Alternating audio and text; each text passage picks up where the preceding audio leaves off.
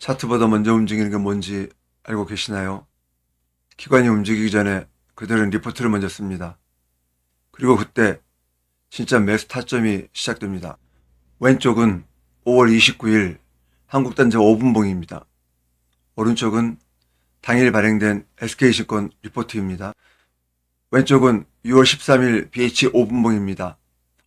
오른쪽은 당일 발행된 SK증권 리포트입니다. 6월 17일 해성 DS 10분봉과 당일 7시 46분 발표된 동사에 대한 리포트 기사입니다. 시초의 급등 출발과 리포트의 상관관계를 그저 우연이라고만 생각하실 건가요? 안녕하세요. 낮은 위험구간 주식공유 TV 채널입니다. 오늘 영상은 물류 기업인 CJ 대한통운을 공유하도록 하겠습니다. 지난 9월 26일 미래에셋증권에서 발행된 리포트입니다. 제목은 3PL에서의 독보적 경쟁력. 3PL이란 물류 관리 및 운영을 누가 맡고 어떤 범위로 수행하는지를 나타내는 용어입니다. 매수 유지, 목표 주가 12만원, 유지, 현재 주가 83,000원, 9월 25일 현재입니다. 3Q25 매출액은 3조 658억 원으로 3.0% YOY 증가할 것으로 전망된다. CL 부문의 매출액이 11% YOY예요. 고성장을 지속하는 가운데 택배 부문 역시 물동량 증가와 신 LMD, 이커머스 등의 호조로 5.9% YOY 증가할 것으로 기대된다. 단 글로벌 부문은 포워딩 부진의 영향이 예상된다. 영업이익은 1,393억 원으로 전년과 유사한 수준의 실적이 기대된다. 이는 시장 기대치를 소폭 상회하는 것이다. 택배 부문 주 7일 배송체제 안정화를 바탕으로 한 가격 경쟁력으로 MS 방어가 기대된다. WND 부문의 높은 수익성을 바탕으로 CL 부문 역시 호조를 보일 것으로 기대된다. 최근 25년 인베스터 데이를 개최하였다. 장기적으로 WND 부문의 매출 잠재력이 5조 원까지 증가할 수 있을 것으로 전망된다. 여기에는 물류 기술 혁신에 따른 물류비 절감 경쟁력, 이에 따른 3자 물류 시장 확대에 기인한다. 최근 동사는 국내 시장에서 압도적 지위를 유지, 부진한 내수장에도 불구하고 높은 성장성을 시현하고 있다. 특히 WND 부문은 점유율과 마진이 동시에 확장되는 구간이다. 1PL에서 3PL 전환을 통한 전방 성장을 누리고 있다. 수익성 개선 역시 동반되었다. 기존 코스트 플러스 계약에서 성과 분배형 계약 확산으로 마진, ROE의 추가 개선 여지도 존재한다. 동사에 대한 목표 주가 12만원과 매수 의견을 유지한다. 시장에 우려했던 택배 시장에서의 MS 역시 주 7일 배송 정착과 함께 안정세를 보여줄 전망이다. CL에서는 대규모 인프라 투자를 일단락, 생산성 혁신 2, 3단계가 본격화될 예정이다.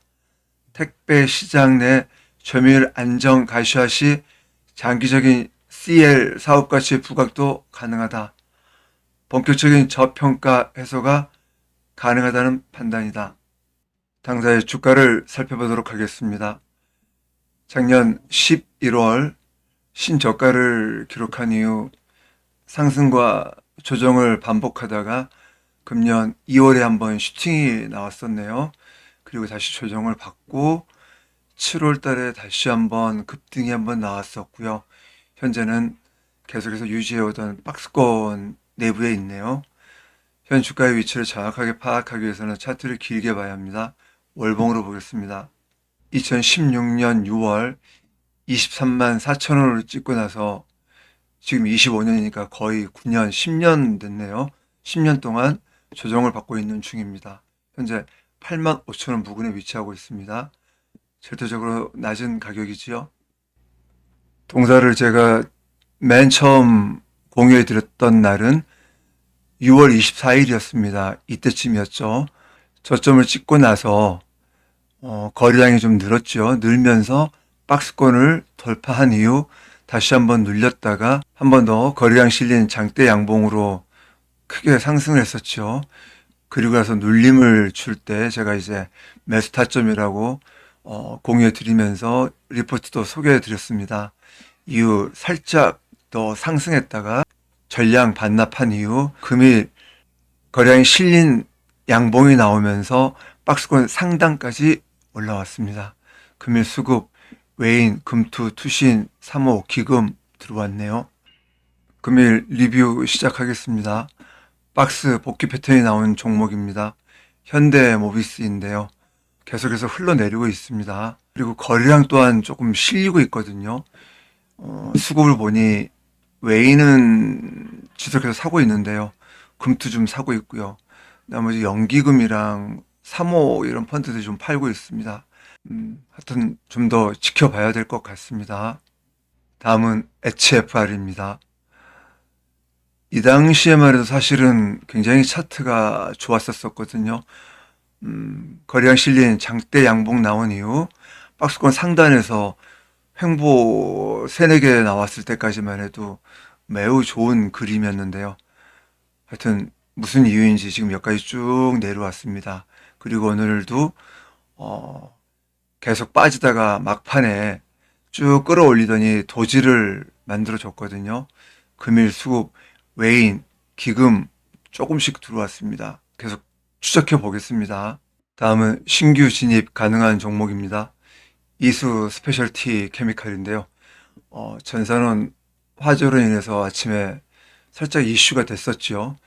그런데 다시 그냥 윗꼬리 달고 내려왔네요. 금일 수급, 금투 조금 들어왔습니다. 다음은 넷마블입니다.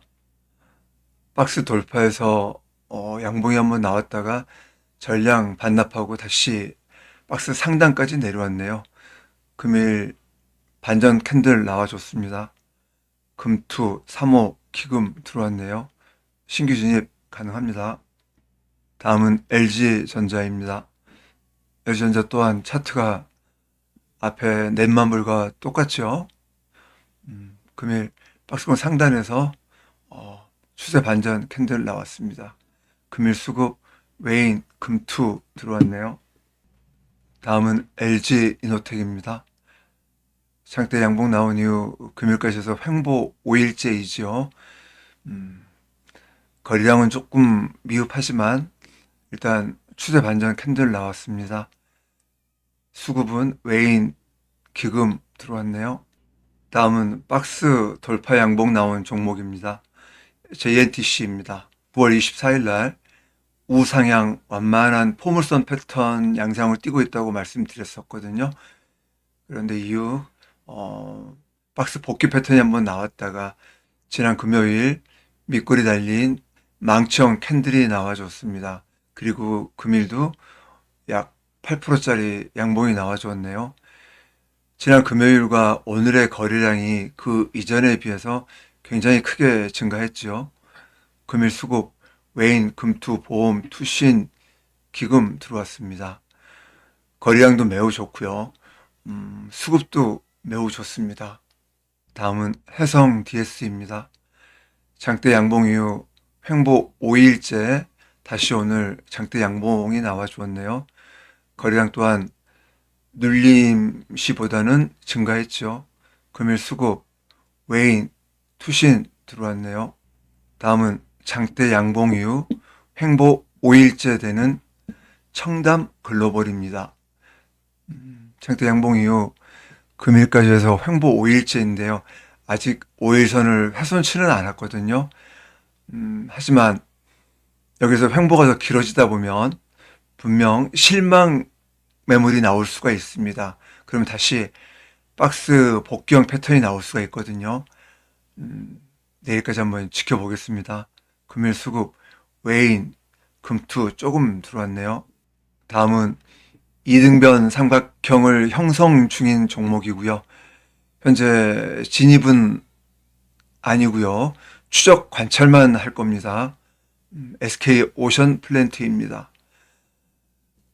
원래 지난주 금요일 날 장만 그렇게 급락장이 아니었다고 한다면 사실 이 저점은 아마 지켜주지 않았을까 뭐 예상해 봅니다. 하지만 장이 워낙 안 좋아서 지금 저점을 이탈했거든요. 일단 거래량은 줄고 있습니다. 지난 금요일보다 더 줄었지요. 삼각형 내부로 들어가면서 계속해서 변동성은 줄어 들어가고 있는 중입니다. 하여튼 매일매일 제가 리뷰해 드리겠습니다. 아직은 물량 늘리시면 안 됩니다. 금일 수급, 외인, 금투, 투신 들어왔습니다. 이렇게 해서 오늘의 낮은 위험 구간 종목으로는 CJ 대한통운을 공유해 드렸고요. 박스 복경 패턴 나온 종목과 신규 진입 가능한 종목 등으로 나눠서 리뷰해 드렸습니다. 오늘도 방송 끝까지 함께 해 주셔서 대단히 감사드립니다. 그럼 전 내일 또 찾아뵙겠습니다. 안녕히 계세요.